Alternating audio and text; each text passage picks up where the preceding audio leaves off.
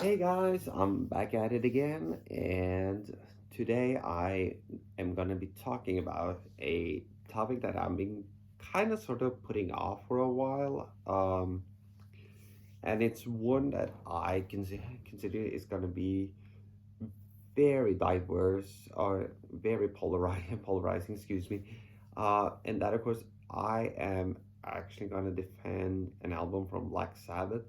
Uh, it may not be their best.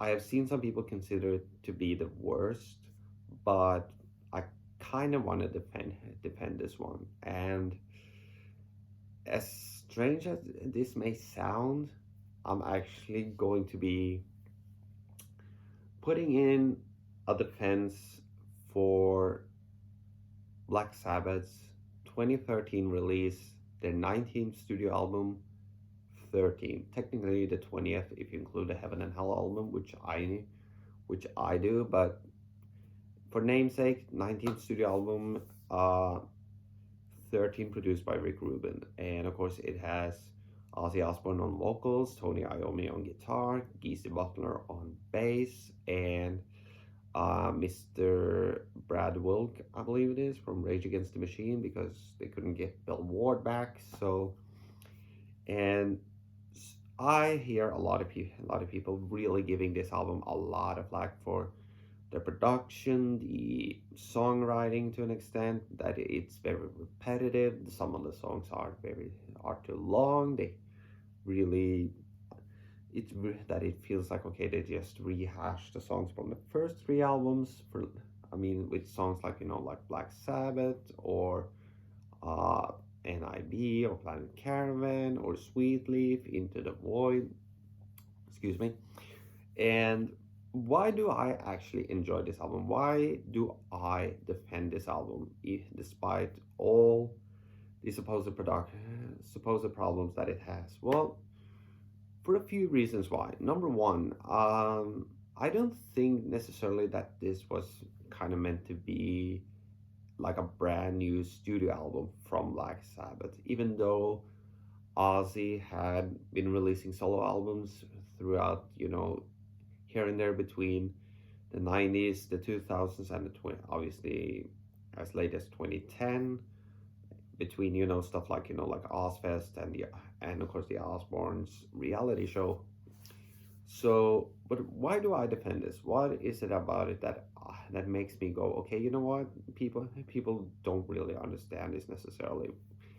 And to give you guys a little bit of context here. So, back in 1995, 96 ish. That, of course, was when Black Sabbath retired the Tony Martin era of Black Sabbath.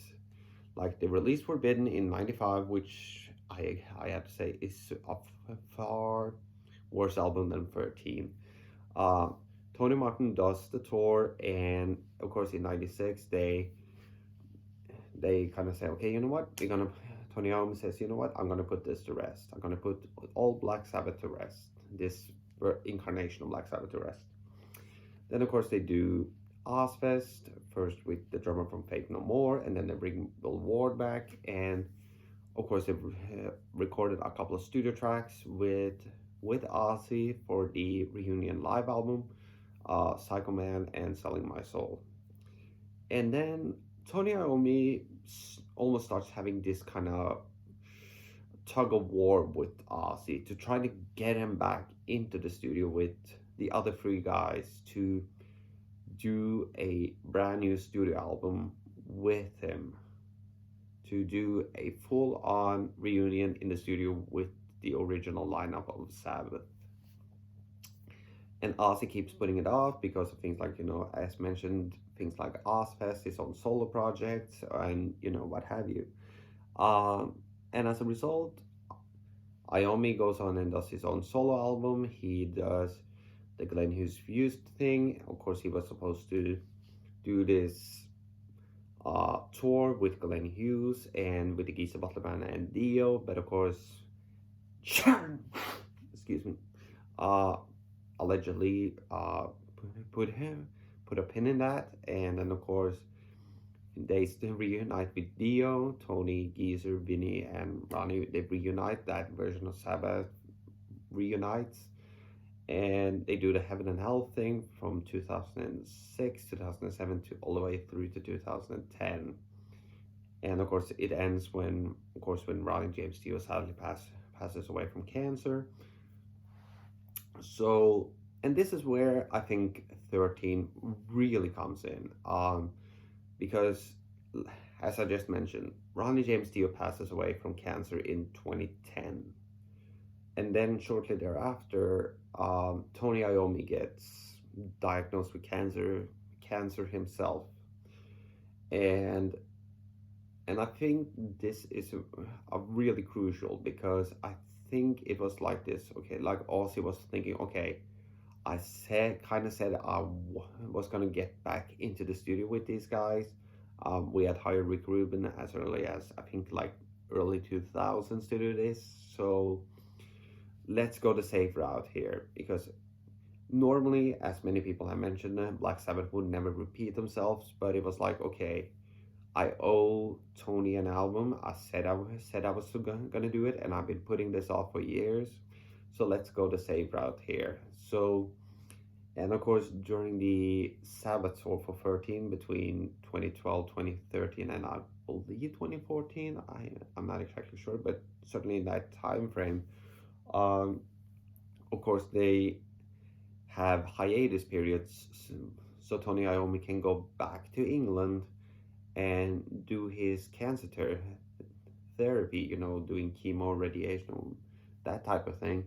So I think this album was mostly meant as kind of like, okay, just in case he doesn't make it, we put out this album as kind of a stroll down memory lane. That, I think that was kind of the idea, and I think a lot of people can maybe appreciate it a little more through that. But if you don't like this album, I get it. It definitely is flawed, and certainly a lot of people talk about, oh, the drum sound is very dry, and of course, there's no Bill Ward. But think to yourself, okay, if my argument doesn't make sense to you guys, would the album actually have benefited at all with Bill Ward being present if the songwriting is this lackluster to you? I'm just saying, if it, I think because Bill Ward has had troubles with alcohol, and he's had a lot of health problems over the years. I don't think it would have benefited anyway for him to either be on this album or not. So that is just kind of my take on this. If you guys feel any different, make sure to like, comment, subscribe, and I'll hopefully see more of you people in the comment section, and let's have a very civil discussion about this album. And you know what? The more, the merrier.